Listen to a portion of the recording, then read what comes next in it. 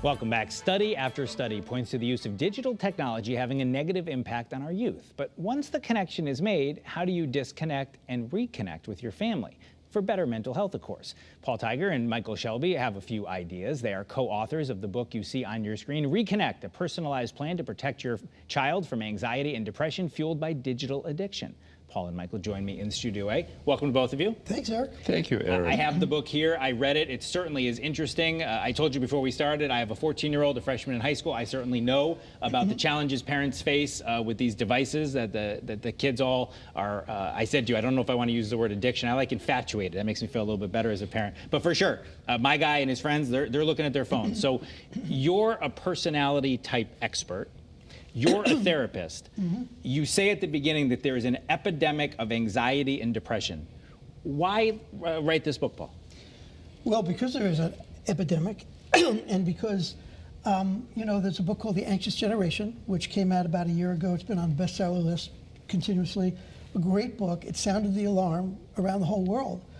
But it doesn't really speak to what do you do about that? You know, what do you do? So our book is really about parents and how they can reconnect with their children, because we think that the solution really has to do with the relationship between the parent and the child, and personality is a great way to bridge that gap, helping the parent understand who the child is, how they're similar, how they're different, how that impacts their relationship, and how to use, you know, tried and true methods to reach individual kids. Michael, I want to ask you as a therapist, and you know, you've been involved with this specific digital addiction as sort of your specialty. It says in here the goal is to save the children. That sounds pretty serious. Is the problem that serious in what you see in your practice?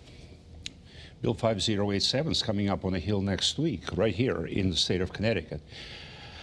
Australia already outlawed children under 16 on digital media, even as we speak, right here, Eric. The CEOs of Meta, Google, are on a hill telling and explaining, or trying to explain to lawmakers, our products are not addictive, they're not designed to, whereas you and I and Paul, we know that it's everything about stickishness and eyeballs. And they design products to keep the attention. Eyeballs sell. This is how they sell money. They make their money by running ads to people that engage with the devices. They collect that data. Now, you prefer infatuation. I live in a world of addiction and infatuation. It is something that is a global phenomenon. COVID simply identified it more clearly when kids were isolated behind their Chromebooks, running a YouTube video and running a game over here, not paying attention. 3, 4, 5 screens, bored out of their skulls. Right? When they were released back into the school, they went feral. They forgot how to interact in real life, like we're talking. Face-to-face interaction. Face-to-face. They don't like it, they don't appreciate it, they prefer to hide behind a screen. And it is addictive. It all depends on what else you got going on in your life. You got sports, you got family, you got food, you got a girlfriend, you got a dog. Fantastic, phenomenal. But if all you've got is a screen, and this is the solution to the problem of isolation, that screen, that becomes a problem. And you know that as a parent. Absolutely. So, Paul, I want to ask you as the personality type expert. Right. So what I thought was interesting here, and I'll just show it. You're not going to be able to read it, but there's a chart here in the book. Yeah. Right. And so you identify the 5 predominant personality types. Right. And you describe what they are and how to identify both as the parent and as the parent deciding for the child. Right. And there's a chart here, and you can say, okay, if I'm type 2 and my child is type 1, I go read this chapter. And it says, you know, for me, it said to read chapter 5 of your book. And as I read it, that sort of applied to my kid. Sure. So you said this is a user guide to take that anxious generation to the next step. Is that the idea? Yeah, it's really a personalized way of engaging with your child. So what you're referring to is there's a chapter for each of these 5 types and their child. So it's 25 chapters. It's not onerous, it's not long, it's 5 or 6 pages, but it's very targeted. Who's your child? How are you similar? How are you different? How does that impact your relationship? How do you need to communicate with your child based on who he or she is in order to get them to have the conversation. The problem, one of the biggest problems, is that there are two of these types that are at much greater risk of anxiety and depression than the other types. I mean, much greater risk based on original research I've done, peer-reviewed study with 10,500 people. And these two types represent about 25% of kids 12 to 17. They're way off the charts for anxiety and depression, and I think also possibly for suicide. So it's a user guide, but I think it's going to give people new insights. You know your kid, but you don't know your kid maybe from this angle. And a lot of parents get blindsided.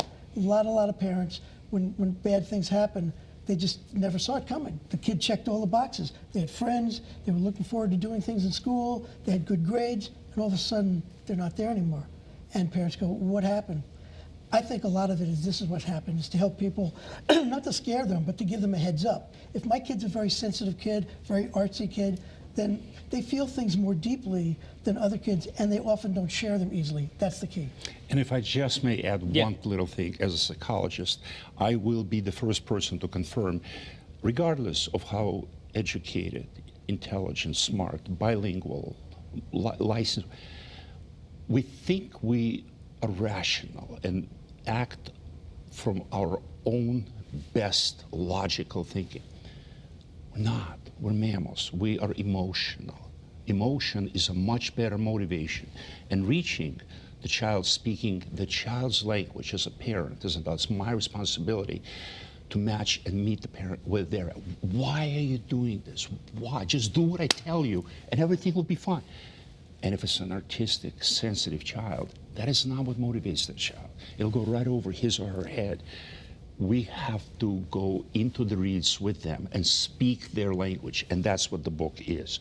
Teaches us, as parents, educators, counselors, therapists, it's applicable across the board to find out who we're dealing with over here, shift into that gear and speak their language so now we can reach them and rehumanize, reconnect with them. We literally only have 10 seconds left, but do you think there's hope? If people get this book and do it? Why else would I be sitting here writing a book? So that's an important message to the parents, right? Yes, there is. You make it sound dire, but there's hope, and this is one way to start that conversation. Yes, there is. All right. Paul Tieger, Michael Shelby, thank you so much for being with us here on the show. We want to tell people again, the book is called Reconnect. You can buy it on Amazon. The accompanying website is reconnectmyfamily.com. I checked it out. It made sense to me, and hopefully other parents will as well. Thank you both for being here on the show.